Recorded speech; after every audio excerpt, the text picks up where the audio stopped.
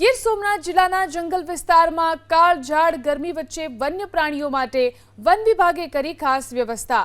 વન્ય પ્રાણીઓ માટે વેરાવળ રેન્જમાં વિવિધ સ્થળોએ કૃત્રિમ પાણીના પોઈન્ટ ઊભા કરવામાં આવ્યા, જેથી સિંહ, દીપડા સહિત વન્યજીવોને સરળતાથી પાણી મળી રહે।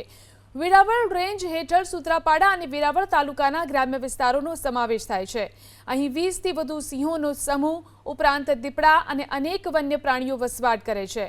ઉનાળાની ઋતુમાં કુદરતી પાણીના સ્ત્રોત સુકાઈ જતા હોય છે, ત્યારે વન વિભાગ તરફથી વેરાવળ રેન્જમાં કુલ 8 પાણીના પોઈન્ટ કાર્યરત કરવામાં આવ્યા છે, જેમાંથી 5 પોઈન્ટ ટેન્કર મારફતે ભરવામાં આવે છે, 2 પોઈન્ટમાં હેન્ડપંપ દ્વારા અને 1 પોઈન્ટ પવનચક્કી મારફતે પાણી ભરવામાં આવે છે। ડિપાર્ટમેન્ટ દ્વારા વેરાવળ રેન્જ એટલે કે વેરાવળ તાલુકો અને સૂત્રાપાડા તાલુકો બંને તાલુકામાં થઈને કુલ 8 પાણીના પોઈન્ટ બનાવવામાં આવેલા છે। 8 પાણીના પોઈન્ટમાં 5 પાણીના પોઈન્ટ છે ટેન્કરથી ભરવામાં આવે છે, 2 પાણીના પોઈન્ટ છે હેડપંપથી અને 1 પોઈન્ટ છે એ વિન્ડમિલ એટલે કે પવનચક્કીથી કાર્યરત છે।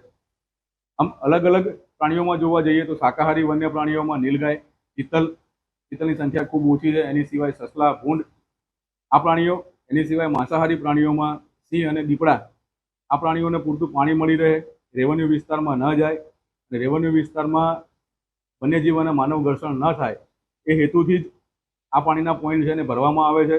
સાફ સફાઈ રાખવામાં આવે છે। 2 અલગ અલગ રાઉન્ડો છે વેરાવળ રેન્જમાં, બંને રાઉન્ડમાં 2 માણસો સ્પેશિયલ મૂકેલા છે। એની માટે એનું કામ જ એ છે, ડેડિકેટેડ માણસો છે કે પાણીના પોઈન્ટમાં પાણી ખાલી થાય એટલે એને સાફ કરી અને ફરીથી ભરી દેવાનું। આમ ડિસેમ્બર એન્ડ થાય અને જાન્યુઆરી 15 પછી પાણીના પોઈન્ટ શરૂ કરી દેવામાં આવે છે। જેમ જેમ જંગલમાં પાણી ઓછું થાય એમ પાણીના પોઈન્ટ ચાલુ થઈ જાય છે। હાલ 8 પાણીના પોઈન્ટ કાર્યરત કરી દીધેલા છે।